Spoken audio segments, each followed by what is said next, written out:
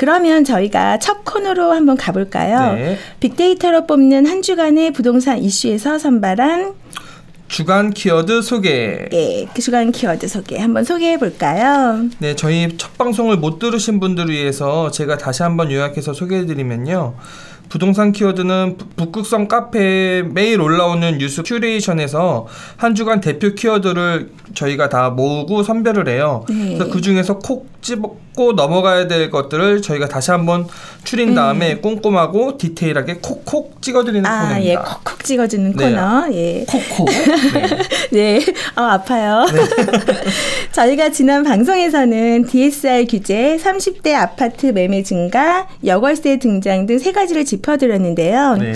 청취자분들은 모두 공감하셨나 모르겠어요. 혹시 방송을 청취하시는 중에서 이해가 안 된다면은 그런 부분은 저희가 주저하지 마시고 네이버 카페 게시판 시청자 게시판 그 적극 활용하셔서 올려주시면 그 다음에 그런 부분은 좀 더 풀어드리도록 하겠습니다. 네, 아울러서 시청자 게시판에 문의뿐만 아니라 청취 후기를 남겨주시면 저희가 큰 힘이 되거든요. 네. 정말 그런 질문 있잖아요. 아이언맨님은 목소리도 멋진데 네. 실제로도 정말 멋진가요? 이런 질문들. 네. 굉장히 그런 질문 저는 기대하고 봤는데 아직 그런 질문이 안 나오고 있어요. 그냥 다음 코너 넘어가죠. 네. 이번 주 키워드는 어떤 것들이 선정되었나요, 아이언맨님? 네, 이번 주는 부동산 관련 키워드로서 서울 상권 지도, 네. 빌딩 거래 증가, 주택 거래량 감소, 1억 모으기, 묻지마 토지 투자 증가, 청약통장 활용법, 그리고 현금 부자 1만 명은 누구, 등기부등본 공신력, 헬리오시티 이런 키워드들이 선정되었습니다. 네, 이번 주에도 여러 가지 부동산 관련 키워드들이 수집이 되었는데요. 최근 경기 흐름을 보여주고 있는 것 같아요. 그래서 첫 번째 키워드로 저희가 청약통장 활용법을 선정하고 싶은데요. 아이언맨님 근데 청약통장이 뭔지 아시나요? 그럼요. 부동산 투자자라면 네. 당연히 알고 있어야죠. 아파트를 분양받기 위해서 필요한 자격요건 같은 거 아닌가요? 맞아요. 저의 기억은 첫 통장이 무주택이었을 때 가입했던 그 청약통장, 청약저축을 기억하고 있는데요. 네. 신규로 아파트를 분양받기 위해서는 현재 주택청약종합저축통장이라는 것을 개설해야 하고 거주지역과 면적에 따라 청약통장에 예치하는 금액이 예측 기준 금액이 좀 상이한데요. 네. 간단하게 말해서 가입 기간과 납입 필수에 따라서 순위가 정해지고 그에 따라 청약 자격이 경쟁력이 달라지게 되는 거죠. 아, 그렇군요. 근데 이번 주에 왜 갑자기 청약통장 활용법이라는 키워드가 주목을 받게 됐나요? 네, 그 이유를 이렇게 한번 찾아봤더니요. 요즘에 그 분양이 조금 많잖아요. 네. 그 분양되었던 그 핵심 지역에 그런 분양되었던 곳이 청약 신청도 있었지만 최근에 가파른 이렇게 주택 가격이 상승을 했고 또 당첨만 되면 로또라는 그런 인식이 강해진 것이 이 청약통장을 많이 활용하게 되고 각광받게 되는 그런 배경이 있지 않았나 합니다. 그래서 상대적으로 저렴했던 분양가가 시간이 갈수록 주변 시세를 따라잡아서 입주 시기가 되면 이미 수억 원씩 시세 차익을 기대할 수 있다는 부분이 굉장히 매력적인데요. 그렇죠. 하반기에 최대어로 꼽히는 12월의 예정인 또 북위례도 어찌 보면은 같은 맥락에서 좀 볼 수 있는 게 아닐까 생각해 봅니다.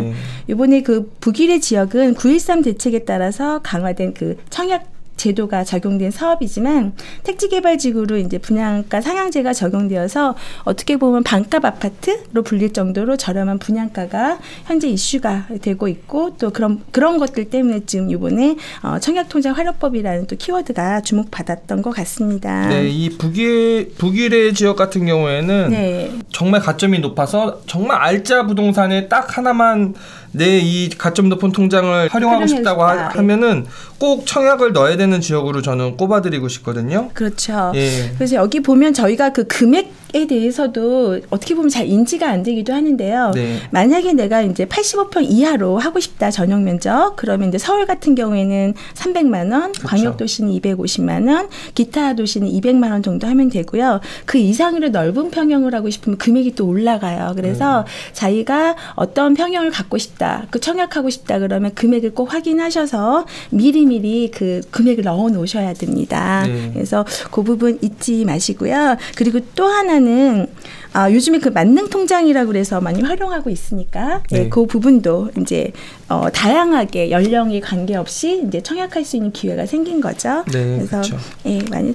근데 저는 개인적으로 통장에 넣어보려고 청약해보려고 했더니 26점밖에 안 되더라고요. 저는 더 낮아요. 저는 14점인가 그랬던 것 같은데. 그러게요. 기간이 그나마 조금 넓어서. 근데 그래도 저는 가족이 4명이어서 그나마 조금 올라간 거고요. 아이언맨님은 조금 더 있어야죠. 언제 되나요?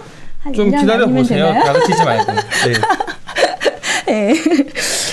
이렇게 약간 청약통장 활용법에 대한 내용이었고요. 미소연님 자세한 설명 너무 감사드리고요. 그럼 다음 키워드 또 한번 살펴볼게요. 저는 등기부등본 공신력이라는 키워드가 궁금한데요. 조금 딱딱한 말이네요. 공신력이 나왔어요. 이 공신력이란 등기부등본 공신력에서 알 수 있듯이 이 저희가 부동산 거래를 할 때는 대부분 계약을 하기 전에 이 매도자가 등기부등본상의 실제 소유자가 맞는지를 확인을 하고 그거는 중개사분이 확인을 해주고 이제 거래를 하게 되잖아요. 맞아요. 최근에 거래된 내용 중에서 어떤 내용이냐면 50대 자영업자 A씨가 남양주 소재 아파트를 2016년도에 구입을 했는데요. 얼마 지나지 않아서 새로운 소유권을 주장하는 사람이 나타난 거예요.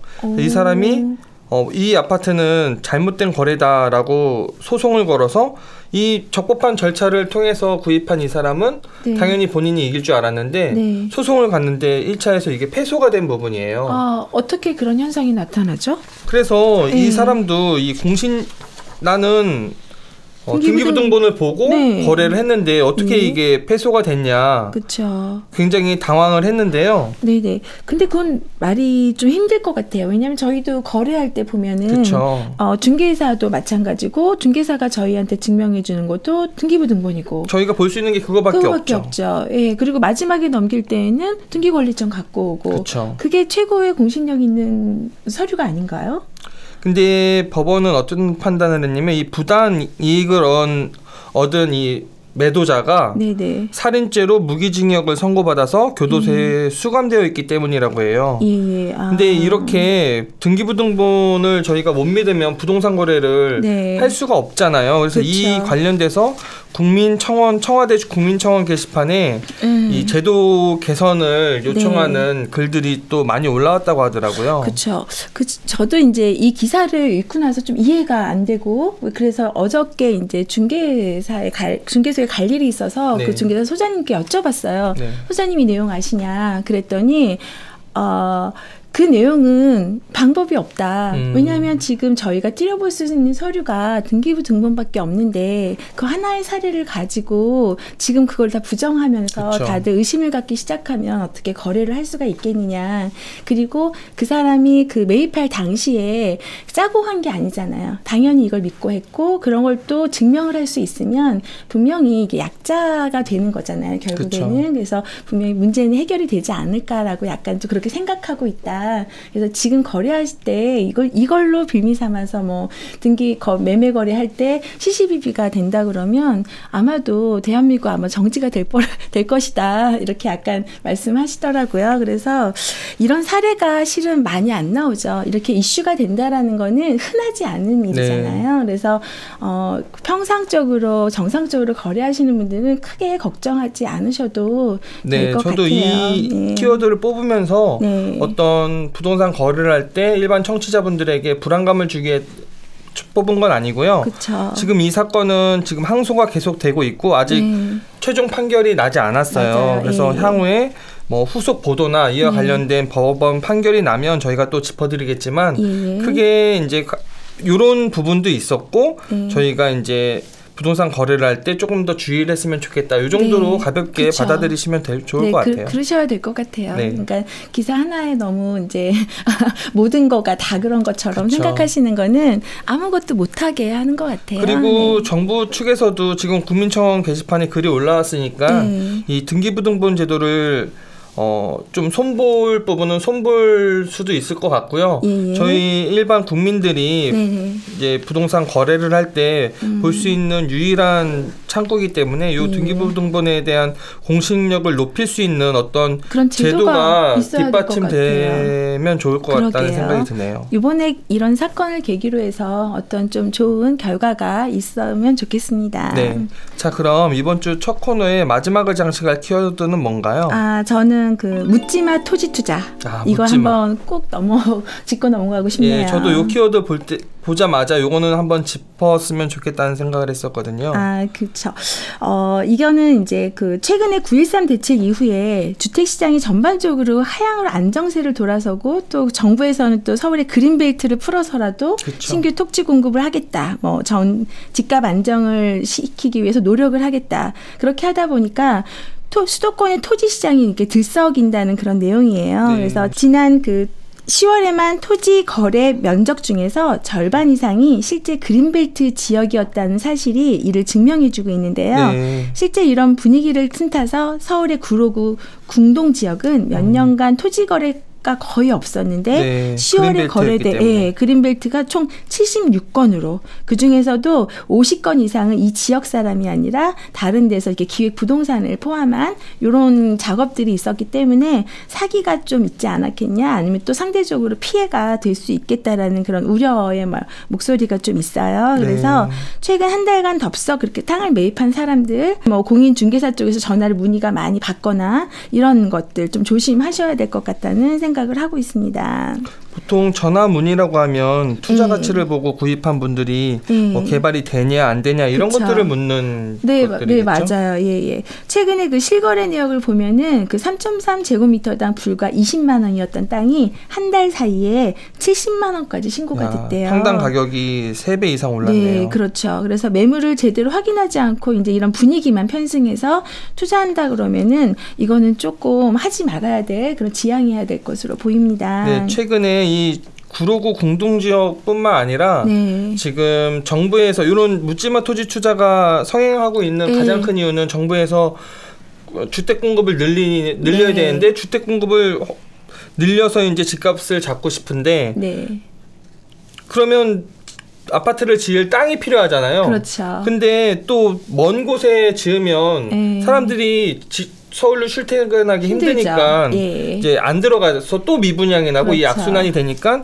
최대한 서울이랑 가까운 곳 아니면 서울 내에 그린벨트로 묶인 곳 이런 알짜배기 땅을 이제 하려고 하는데 국토교통부는 그렇게 하려고 하고 서울시는 그린벨트를 풀어주지 않으려는 그런 갈등 사이에서 일반 투자자들은 요거 이제 풀릴 수도 있겠다 이런 막연한 기대감 때문에 그런 기대 심리를 이제 기획부동산에서 이용하는 거죠. 그쵸. 제 제일 친한 친구도 개인적인 부분을 하나 말씀드리면 기획부동산에 빠져가지고 이천에 땅을 이제 사기를 당한 거죠. 결과적으로. 근데 이천에 땅을 개발된다고 지하철이 들어온다고 해서 했는데 결국에는 임야였고 아무것도 쓸모없는 땅이었던 거예요. 그래서 이런 부분이 지금 많이 우리가 알게 모르게 지금 우리 투자 심리 일반 사람들의 어떤 좋은 땅에 선점하고 싶다는 이 심리를 가지고 기획부동산에서 많이 접근할 수 있는데